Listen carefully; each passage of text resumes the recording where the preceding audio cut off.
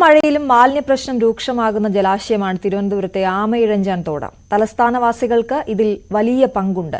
കാലപ്പഴക്കം ചെന്ന വീട്ടുപകരണങ്ങൾ വരെ തള്ളുന്നത് ഈ തോട്ടിലേക്കാണ്.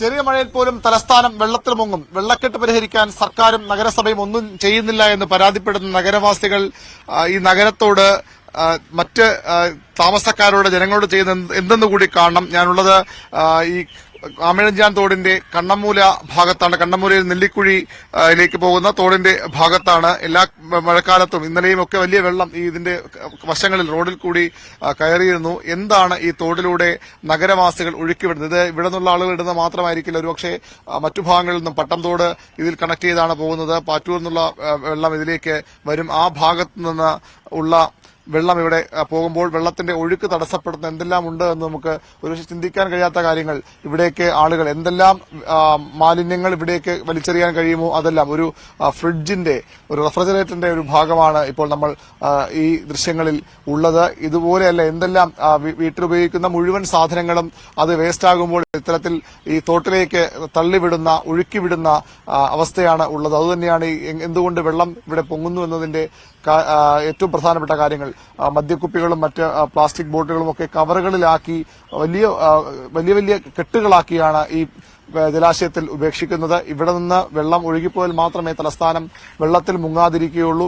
ഇവിടെ വെള്ളത്തിന്റെ ഒഴുക്ക് തടസ്സപ്പെടുമ്പോൾ തലസ്ഥാനത്തെ ജനങ്ങളുടെ ദുരിതം കൂടും. അതറിയാത്തവരല്ല ഇങ്ങനെ ചെയ്യുന്നത്. നമുക്കറിയാം എത്ര ഭാണ്ഡക്കെട്ടുകൾ പോലെ എത്രയിടത്താണ് ഇത്തരത്തിൽ പ്ലാസ്റ്റിക് മാലിന്യങ്ങൾ മറ്റും കെട്ടി ഈ തോട്ടിലേക്ക് ഒഴുക്കിവിടുന്നത്. അങ്ങനെ ഒഴുകി നടക്കുന്നത് ഇതൊക്കെ തടഞ്ഞു നിർത്തി വീട്ടിലെ മെത്തയുടെ ഭാഗമുണ്ട്, കിടപ്പുമുറികൾ ഉപയോഗിക്കുന്ന മെത്തയുടെ ഭാഗമുണ്ട്, അത് അതേപടി ഇവിടേക്ക് വലിച്ചെറിയുന്നത് ഈ ഒരു മഴക്കാലത്തിന്റെ മാത്രം കാഴ്ചയില്ല. കഴിഞ്ഞ മഴക്കാലത്തും ഇതേ ഭാഗത്തുനിന്ന്, അതുപോലെ തന്നെ നെല്ലിക്കുഴി ഭാഗത്തുനിന്നുമൊക്കെ നമ്മൾ ഇതേ കാഴ്ചകൾ റിപ്പോർട്ട് ചെയ്തതാണ്. ഈ നഗരവാസികൾ എന്തുകൊണ്ട് ഈ ദുരിതം അനുഭവിക്കുന്നതിന് ഏറ്റവും പ്രധാനപ്പെട്ട കുറ്റക്കാർ ഇവിടെ താമസിക്കുന്ന ആളുകൾ തന്നെയാണ്. ഇത് ഒന്നോ രണ്ടോ ആളുകൾ ചെയ്യുന്നതല്ല, നിരവധി ആളുകൾ ചെയ്യുന്നതുകൊണ്ട് ഇത്രയധികം മാലിന്യങ്ങൾ, പ്ലാസ്റ്റിക് മാലിന്യങ്ങൾ ഇവിടെ ഇപ്പോൾ ഈ ഒഴുക്ക് തടസ്സപ്പെടുത്തുന്ന ഇത്തരം മാലിന്യങ്ങൾ തടഞ്ഞു ശേഖരിക്കാനായി നഗരസഭ ചെയ്യുന്ന ഒരു പ്രവൃത്തിയാണ്. ഇത്തരത്തിൽ വലിയ പൈപ്പുകൾ ഇതിന് കുറുകെ സ്ഥാപിച്ച് വെള്ളം വറ്റുമ്പോൾ മാത്രമാണ്, കുറഞ്ഞിരിക്കുമ്പോൾ മാത്രമേ ഇങ്ങനെ ചെയ്യാൻ കഴിയൂ.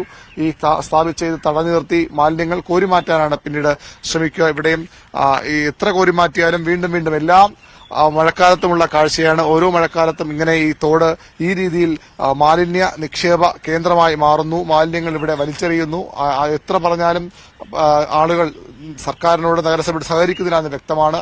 ഇതും കൂടി മാറാതെ തലസ്ഥാനത്തിന്റെ ഈ വെള്ളക്കെട്ടെന്ന ദുരിതം മാറില്ലെന്ന് ഉറപ്പാണ്. ഇങ്ങനെ ആളുകൾ ഒരു മര്യാദയുമില്ലാതെ വെള്ളത്തിലേക്ക് മാലിന്യങ്ങൾ വലിച്ചെറിയാൻ തുടങ്ങിയാൽ തലസ്ഥാനം ഇനിയും ഈ ചെറിയ മഴയിൽ പോലും മുങ്ങുന്ന അവസ്ഥയിലേക്ക് പോകും. ഈ ദൃശ്യങ്ങൾ ശരിക്കും എത്ര ശ്രമിച്ചാലും എത്ര അധികൃതർ പ്രവർത്തിച്ചാലും അതുകൊണ്ട് മാത്രം കാര്യമാകും. നഗരവാസികൾ കൂടി ശ്രമിക്കണം, അവർ കൂടി ശ്രദ്ധിക്കണം, അവർ കൂടി വിചാരിക്കണം, ഞങ്ങൾ വെള്ളത്തിൽ മുങ്ങാൻ പാടില്ല, ഞങ്ങൾ മഴക്കാലത്ത് ഈ ദുരന്തം അനുഭവിക്കാൻ പാടില്ലെങ്കിൽ ഇത്തരത്തിലുള്ള ഈ പ്രവൃത്തി ഇപ്പോൾ ഹരിതകർമ്മസേനയും അതുപോലുള്ള മറ്റ് മാലിന്യ മാറ്റാനുള്ള സംവിധാനങ്ങളും ഒക്കെ സർക്കാരിന്റെ ഭാഗത്ത് ഉണ്ടാകുന്നുണ്ട്. അതുമായി സഹകരിക്കാൻ കൂടി നഗരവാസികൾ പഠിക്കണം. വി അരുണിന്റെ റിപ്പോർട്ടാണ് കണ്ടത്. എന്തായാലും ആമയിഴഞ്ചാൻ തോട്ടിലെ സ്ഥിരം കാഴ്ചയാണിത്. അരുൺ പറഞ്ഞതുപോലെ അത് നഗരവാസികൾ അതിന് വലിയ പങ്ക് വഹിക്കുന്നുണ്ട്. അവർ കൂടി അത് ശ്രദ്ധിച്ചാൽ മാത്രമേ നമുക്ക് വരും മഴക്കാലത്തും ഇത്തരത്തിലുള്ള മാലിന്യം പേറുന്ന അവസ്ഥ ഒഴിവാക്കാനാവുകയുള്ളൂ, വലിയ രോഗങ്ങളെ മാറ്റി നിർത്താനാവുകയുള്ളൂ.